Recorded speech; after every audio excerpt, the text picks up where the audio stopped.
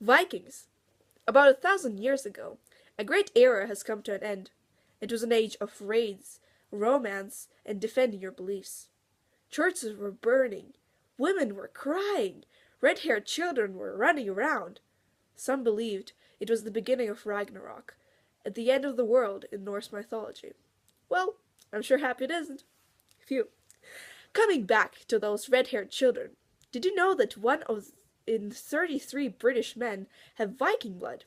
Yes, yes, the creepy old British man that lives next door may just be a northern pirate in disguise. So, who were Vikings really? Barbarians with dirty hair who were drinking the blood of their enemies.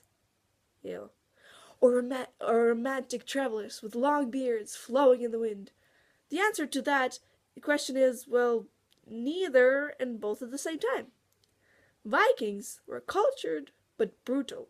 They were raiding but also settling and having a life as peaceful farmers. They had religion, politics. They were skillful traders and seamen.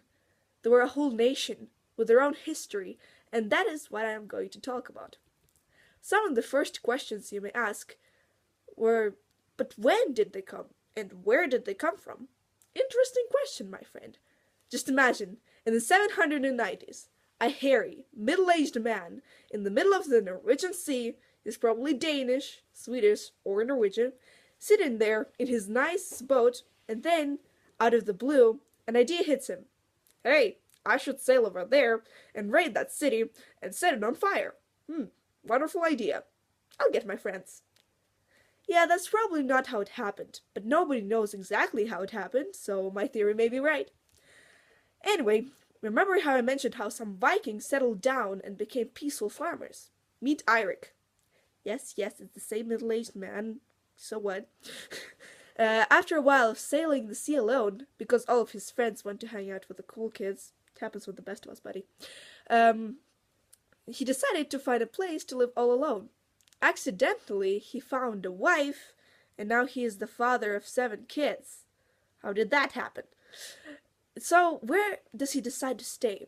He sails to the nearest chunk of land and builds his house, using his ship as a roof. Smart, thanks. Now he has a place to put his children and wife. Okay, now Eirik is all good, but what did the cool guys do at that time?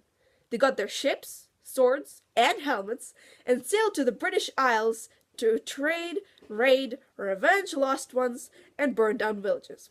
No big deal. However, the cool guys had to go home at about the time of 1103. But then came the Normans. They were the next generation of cool guys, the descendants of Vikings. But about them I can tell you another time. Vikings, seamen, poets, farmers, raiders, barbarians, politicians, traders, warriors. There was so much more than many could even imagine. But the only thing I could say now is, RR and Viking on!